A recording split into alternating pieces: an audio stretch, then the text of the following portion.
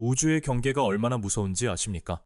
우주의 나이가 138억 년밖에 되지 않았다면 왜 우리는 465억 광년 떨어진 경계를 볼 수 있을까요? 더욱 기묘한 점은 여러분이 보는 밤하늘이 전혀 검은색이 아니라는 것입니다. 그리고 아마 아무도 말해주지 않았을 또 다른 사실이 있습니다. 여러분은 미미한 먼지가 아닙니다. 여러분이 바로 우주의 중심입니다. 오늘 저는 세 가지 이야기를 하려고 합니다. 첫째, 밤하늘에는 무엇이 숨겨져 있는가? 둘째, 빅뱅은 결코 폭발이 아니었다. 셋째, 공간은 빛보다 더 빨리 팽창할 수 있다. 이 모든 것이 여러분의 상식을 뒤집을 것입니다. 가장 직관에 반하는 첫 번째 사실은 우리가 끝없는 별들의 바다에 있다는 것입니다. 행성, 항성, 은하들이 사방으로 무한히 뻗어 있습니다. 그 거리는 얼마나 될까요? 이미 인간 두뇌의 이해 한계를 넘어섰습니다. 하지만 문제는 우리가 고개를 들어 맨눈으로 우주를 바라볼 때 끝없는 빛의 바다가 보이지 않는다는 것입니다. 반대로 유한한 몇 개의 별들을 제외하고는 우리는 아무것도 볼 수 없습니다. 오직 칠흑 같은 허공뿐입니다. 이 칠흑은 하나의 경계를 나타냅니다. 하지만 이는 우주 자체의 경계가 아니라 우리 인지 능력의 한계입니다. 우리가 발을 딛고 있는 지구에서부터 관측 가능한 우주의 가장자리까지의 거리는 약 465억 광년입니다. 이 경계는 사방으로 균일하게 뻗어나가며 완벽한 구를 형성합니다. 관측 가능한 우주 전체의 지름은 약 930억 광년입니다. 광년이란 무엇일까요? 지구가 태양을 한 바퀴 도는 시간 동안 빛이 이동한 거리입니다. 진공에서 빛의 속도는 항상 일정합니다. 우주의 어떤 물질도 공간 속에서 빛보다 빠를 수 없습니다. 이것은 우주의 가장 기본적인 철칙 중 하나입니다. 바로 그 때문에 우리는 빛의 속도의 시간을 곱하여 우주적 척도의 거리를 측정하는 것입니다. 이 구체 안에는 우리가 지금까지 알아온 모든 것이 포함되어 있고 앞으로 알게 될 모든 것도 포함되어 있습니다. 그리고 이 구체의 정중앙에 있는 것은 바로 여러분, 바로 저, 바로 우리 인류 한 사람 한 사람입니다. 우리는 관측자입니다. 그렇기 때문에 우리 각자가 각자 관측 가능한 우주의 중심이 되는 것입니다. 이제부터 상황이 기묘해지기 시작합니다. 왜냐하면 우리의 이 우주 거품과 바깥의 무한한 우주를 가르는 그 경계는 전혀 검은색이 아니기 때문입니다. 그것은 사실 빛의 벽입니다. 하지만 우리가 아는 그런 빛이 아닙니다. 이것은 아주 먼 과거에서 온 빛입니다. 우주 탄생 초기 뜨겁고 밀도 높은 원시 수프에서 빠져나온 최초의 한 줄기 빛입니다. 대부분의 사람들은 우주가 탄생한 이 사건을 빅뱅이라고 부릅니다. 하지만 이 이름은 사실 최악입니다. 거의 모든 사람이 오해하게 만들었으니까요. 우주가 폭발로 시작되었다고 말입니다. 사실은 그렇지 않습니다. 이에 대해서는 잠시 후에 자세히 말씀드리겠습니다. 하지만 지금은 이 최초의 빛이 도대체 어디서 왔는지는 중요하지 않습니다. 우리가 알아야 할 것은 단지 그것이 그곳에 존재한다는 사실입니다. 무한한 우주의 바다에 떠있는 우리의 이 작은 거품의 가장자리에 말입니다. 우리가 고개를 들어 바라본 우주가 검은 이유는 아주 간단합니다. 우리의 눈이 특정 한도를 넘어선 나이를 가진 빛을 전혀 볼 수 없기 때문입니다. 빛을 일련의 파동이라고 상상해 봅시다. 연못 수면의 잔물결처럼 말이죠. 돌멩이 하나가 물에 떨어지면 충돌 지점 주변으로 조밀하고 선명한 물결이 퍼져나갑니다. 하지만 물결이 멀리 퍼져나갈수록 파고는 점점 낮아지고 파장은 점점 길어집니다.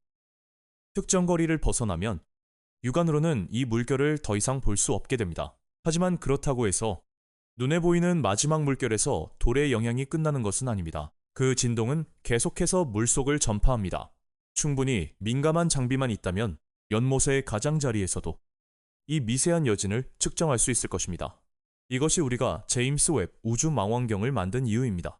인간의 눈으로는 볼 수 없는 빛을 볼 수 있기 때문입니다. 빛의 파장이 어떤 임계점을 넘어 길어지면 가시광선의 범위를 벗어나 우리가 부르는 적외선 대역으로 들어갑니다. 적외선에 대해 들어보셨을 겁니다. 야간 투시경이 이 적외선을 포착할 수 있죠. 하지만 그 민감도는 가까운 어둠 속에서 사물을 볼 수 있는 수준에 불과합니다. 야간 투시경을 쓰고 고개를 든다고 해서 빅뱅의 첫 빛을 볼 수는 없습니다. 반면 제임스 웹 우주 망원경은 적외선 대역 중에서도 더 깊고 긴 파장을 탐지할 수 있습니다. 즉, 이 망원경의 눈에는 우주의 검은색이 그렇게 순수하지 않다는 뜻입니다. 그것은 우리 우주 거품의 깊은 곳을 꿰뚫어보며 관측 가능한 우주의 존재했던 거의 모든 천체를 볼 수 있습니다. 하지만 제임스 웹조차도 그 경계는 여전히 볼 수 없습니다. 인류가 촬영한 가장 먼 은하계 너머에도 칠흑 같은 허공은 여전히 존재합니다. 그렇다면 제임스 웹조차 볼 수 없는데 그 경계에 정말 빛이 있다는 것을 우리는 어떻게 알 수 있을까요? 해답은 연못의 더 깊은 곳을 탐구해야 한다는 것입니다. 빛의 본질의 더 깊은 곳을 말이죠. 육안으로 볼 수 있는 범위를 훨씬 넘어설 때까지 계속 탐색해야 합니다. 빛이 거의 상상할 수 없는 형태가 될 때까지 말입니다. 바로 마이크로파입니다. 사실 우리는 매 순간 마이크로파에 둘러싸여 있습니다. 우주 사방에서 우리를 향해 몰려들고 있죠. 물론 집에 있는 전자레인지의 마이크로파는 아닙니다.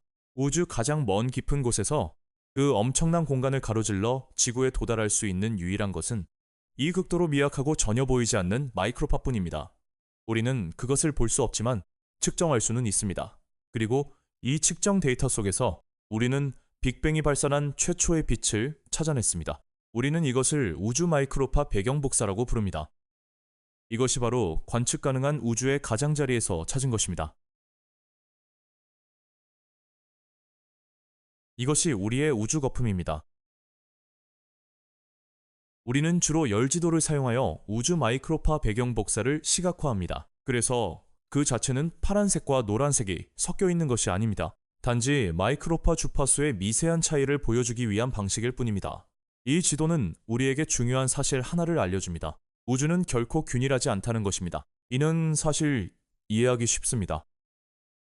왜냐하면 공간 속 은하계의 분포 역시 균일하지 않기 때문입니다. 그것들은 밀도가 더 높은 은하단으로 모여 있고 그 주변은 밀도가 더 낮은 허공입니다. 이것은 우주 마이크로파 배경 복사의 분포 패턴과 완전히 똑같습니다. 이에 대해서는 나중에 다시 말씀드리겠습니다.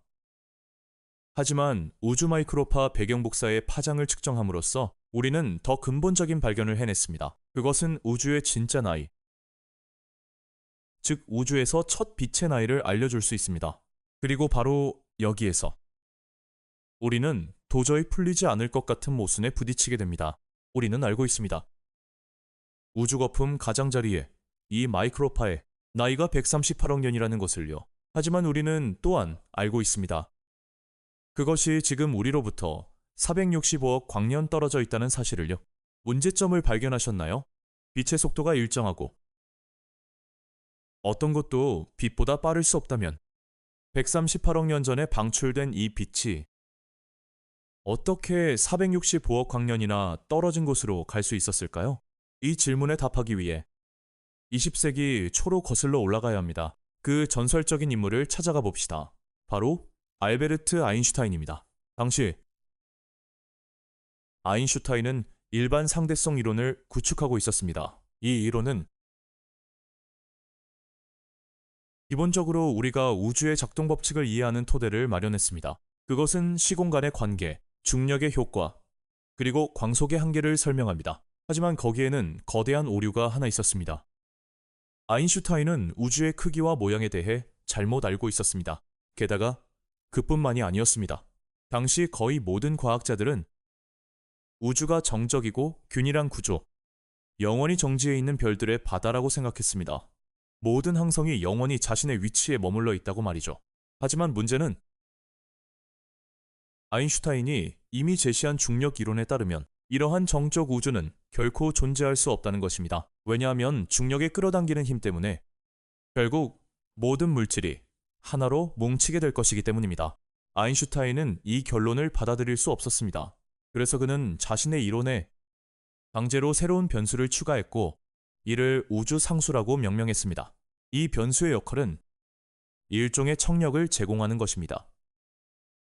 항성 사이의 허공에 존재하는 일종의 반중력 말입니다. 그것의 유일한 목적은 중력의 인력과 균형을 맞추어 우주를 정적인 상태로 유지하는 것이었습니다. 하지만 흥미롭게도 정적 우주에 대한 아인슈타인의 판단은 틀렸지만 그가 제시한 우주 상수는 오히려 맞았습니다. 단지 당시에는 그 자신도 몰랐을 뿐입니다. 시간을 1920년대 중반으로 빨리 감아보겠습니다. 우리는 또 다른 핵심 인물을 만나게 됩니다. 바로 에드윈 허블입니다. 허블은 관측 증거를 통해 은하계의 존재를 증명한 최초의 천문학자입니다. 그 전까지 과학계의 주류 견해는 하늘의 모든 빛나는 점이 하나의 항성이라고 여겼습니다. 하지만 당시 천문학자들은 또한 크고 밝으며 흐릿하게 보이는 물체들을 많이 발견했습니다. 하늘의 작은 구름 같았죠. 그래서 사람들은 이것들이 항성 사이의 거대한 먼지 구름일 것이라 암묵적으로 동의했습니다. 이것이 소위 성운이라고 불리는 것입니다. 하늘에서 가장 크고 밝은 그 성운이 바로 안드로메다 성운이었습니다. 허블은 당시 밝혀내고 싶었습니다. 이 구름이 도대체 지구에서 얼마나 떨어져 있는지를요. 그는 안드로메다 성운에서 아주 특별한 항성을 하나 발견했습니다. 바로 세페이드 변광성입니다. 이 항성이 특별한 이유는 무엇일까요? 아주 규칙적인 주기로 밝아졌다가 어두워지고 다시 밝아집니다. 이 맥동 주기만 측정하면 천문학자들은 그것의 진짜 밝기를 계산해낼 수 있습니다. 간단히 말해 맥동이 느린 세페이드 변광성일수록 그 자체로 더 밝습니다. 허블은 이 세페이드 변광성의 주기를 측정하여 그것이 매우 밝은 별이라는 것을 알아냈습니다. 하지만 그의 망원경에서는 이 별이 유난히 어둡게 보였습니다. 이것은 단 하나의 사실을 의미합니다. 그 별이 우리로부터 엄청나게 멀리 떨어져 있다는 것이죠. 그래서 허블은 결론을 내렸습니다. 안드로메다는 단순한 먼지 구름일 수 없으며 무수히 많은 항성으로 이루어진 거대한 은하계라는 것을요. 게다가 그것은 우리로부터 너무 멀리 떨어져 있어서 우리 은하계와 완전히 독립적으로 존재할 정도였습니다. 이것은 인류 역사상 은하계의 존재를 증명한 최초의 증거였습니다. 이것은 우리에게 알려줍니다. 우주가 균일한 빛의 바다가 아니라 서로 엄청나게 멀리 떨어진 거대한 항성계들로 이루어져 있다는 것을요. 허블의 다음 중대한 돌파구는 은하계가 존재할 뿐만 아니라 우주 공간에서 움직이고 있다는 사실을 발견한 것입니다. 그리고 거의 모든 은하계가 우리로부터 멀어지고 있었습니다. 허블에게는 베스토 슬라이퍼라는 동료가 있었습니다. 당시 그는 수년 동안 이 성운들을 연구해 오고 있었습니다. 슬라이퍼는 이 은하계들이 내뿜는 빛이 대부분 적외선 대역으로 치우쳐 있다는 것을 눈치챘습니다. 앞서 말씀드렸듯이 빛의 파장이 길어질수록 적외선 대역에 더 깊숙이 들어가게 되어 가시광선의 범위를 벗어납니다. 그리고 이러한 적색편의 현상은 은하계들이 서로 멀어지고 있다는 것을 정확히 알려줍니다. 이것이 바로 도플러 효과입니다. 여러분도 이런 경험이 있으실 겁니다. 구급차가 여러분 곁을 휙 지나갈 때 사이렌 소리의 높낮이가 변하는 것을요. 차가 다가올 때는 사이렌 소리가 더 높고 차가 멀어질 때는 소리가 낮아집니다. 그 이유는 음원이 다가올 때 사이렌의 음파가 압축되어 파장이 짧아지고 소리가 높아지기 때문입니다. 반대로 음원이 멀어질 때는 음파가 늘어나서 파장이 길어지고 소리가 낮아집니다. 동일한 효과가 광파에도 적용됩니다. 은하계의 빛이 붉은색으로 더 많이 치우칠수록 파장이 더 길어진 것이며 이는 그것이 우리로부터 더 빨리 멀어지고 있음을 의미합니다. 이 방법으로 측정한 후 허블은 아주 기이한 법칙을 발견했습니다. 모든 경우에서 은하계가 우리에게서 멀리 떨어져 있을수록 멀어지는 속도가 더 빨랐습니다. 이 발견은 우리에게 우주 본질에 관한 두 가지 핵심 단서를 제시했습니다. 첫째, 공간 자체가 팽창하고 있다는 것입니다. 둘째, 이 팽창 속도는 시간이 지남에 따라 점점 더 빨라지고 있다. 아인슈타인 이야기로 돌아가 보면 그의 정적 우주 이론은 완전히 뒤집혔습니다. 이제 우리는 우주 팽창이 실제로 일어난다는 것을 압니다. 하지만 여전히 설명해야 할 것이 있습니다. 도대체 어떤 힘이 이 팽창을 주도하고 있는가 하는 것입니다. 해답은 바로 아인슈타인이 제시했던 우주 상수, 그 반중력입니다. 우리는 그저 한 가지만 수정하면 됩니다. 이 팽창의 힘은 중력의 힘과 같지 않다는 것입니다. 우주에는 어떤 균형도 존재하지 않습니다. 이 반중력은 사실 우주에서 훨씬 더 강력한 힘입니다. 최근에 들어 우리는 이 힘을 암흑에너지 또는 허공의 에너지라고 부릅니다. 암흑에너지의 역할은 단순히 우주를 커지게 하는 것만이 아닙니다. 우주의 모든 물체를 서로 밀어냅니다. 두 물체 사이에 허공이 많을수록 존재하는 암흑 에너지도 더 많아지고 그들을 밀어내는 힘 또한 더 커집니다. 물체들이 멀어질수록 밀어내는 속도 또한 더 빨라집니다. 그리고 가장 미친 듯한 사실은 공간의 팽창 속도가 빛의 속도를 넘어설 때 무슨 일이 벌어질까 하는 것입니다. 아인슈타인이 확립한 철칙은 우주 공간의 어떤 물질도 빛보다 빠를 수 없다는 것입니다. 이 법칙은 오늘날까지도 유효합니다. 하지만 사실이 증명하듯 공간 자체는 이 규칙을 따르지 않습니다. 다시 말해, 공간의 팽창 속도는 빛의 속도를 초과할 수 있습니다. 이것이 바로 그 이유입니다. 관측 가능한 우주 속의 최초의 빛이 138억 년 전에 탄생했음에도 불구하고 현재 465억 광년 밖으로 벗어나 있는 이유 말입니다. 빛은 일정한 한계 속도로만 비행할 수 있지만 공간 자체는 계속해서 가속 팽창할 수 있습니다. 무한히 멀어질 때까지 말이죠. 이제 이 모든 것을 제대로 이해하려면 빅뱅 자체로 돌아가야 합니다. 그리고 우리가 학교에서 배웠던 지나치게 단순화된 설명을 버려야 합니다. 이런 말을 들어보셨을 겁니다. 우주는 우주의 알리, 즉 밀도가 무한대인 특이점에서 기원했고 이 특이점이 폭발을 일으켜 방출된 모든 물질이 결국 오늘날의 우주를 형성했다고요. 이 설명은 상상하기 쉽고 그럴듯하게 들립니다. 지금 모든 것이 서로 멀어지고 있으니 시간을 거꾸로 되돌리면 모든 것이 끊임없이 수축하여 결국 하나의 점으로 되돌아갈 테니까요. 하지만 이것은 전혀 사실이 아닙니다. 우주는 수류탄이 터지는 것처럼 하나의 점에서 바깥으로 팽창하지 않았습니다. 우리의 우주 거품을 기억하시나요? 우주 마이크로파 배경 복사도 기억하시죠? 빅뱅의 그 최초의 빛은 완벽한 구형으로 우리를 둘러싸고 있습니다. 이것은 다음을 의미합니다.